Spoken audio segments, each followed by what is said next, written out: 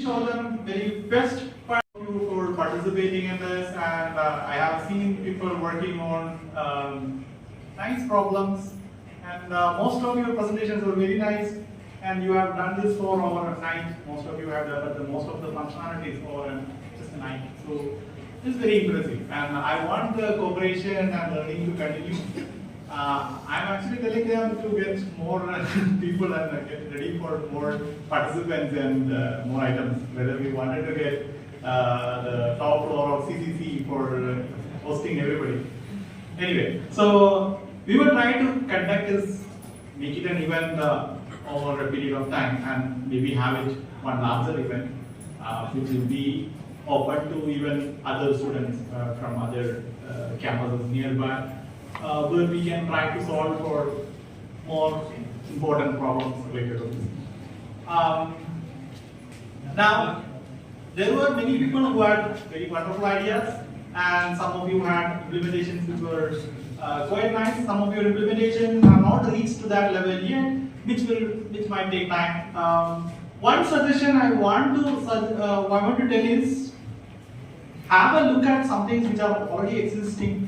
You may have a tendency that, okay, you need to use a large language model or very sophisticated methodologies, but some of the problems may not require the entire thing. I'm not singling out anybody. I'm saying that it may happen that the problems that we face are not really the problems associated with not the availability of large technology.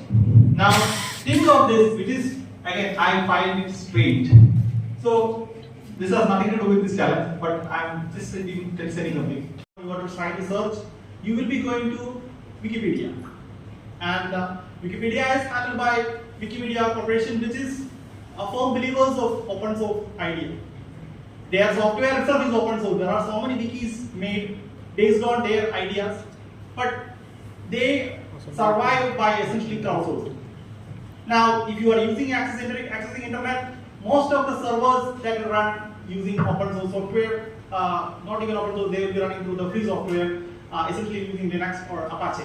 So, the current world runs fundamentally on free software, and they are better off because of it.